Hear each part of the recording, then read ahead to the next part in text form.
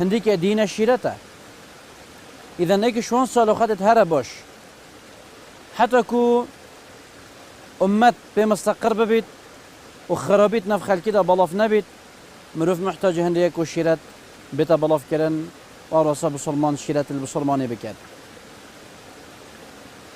لبلی بتوی مروف بزانید هندی که شیرته اوجی هنده کرکت خویت هی چونکه گلک جاره افروکه دبینی خلک گلک جاره دبینی شیرتت روید و هر وصا شیرت لیه گرانه و که ابن عثیمین خود جرازی بیت اوه هنه اتزفری تدو ایره اگر که یان اف مروف هنه نفس وی قرجی بو شیرت قبیل نکد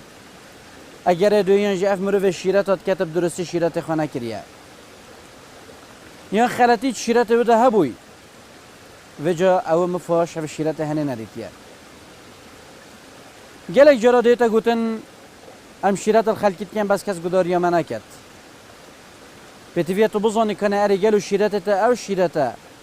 یکو خلکی که مفاجد بینید یعنی جا آخفتنا تا یا سفر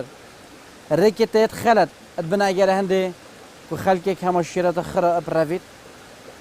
حتی که شیرت مروفی قبیل بید و بی مقابل مروفی شیرتی ور بگیرید بخواه مفاجد بینید بتویت مروف هندک آداب و هندک روشت الدف مروف هبن بو هنده حتی که شیرت مروف پتر کاریگری السر اوی مروفی هبید او مروف که مروف شیرت لید کرد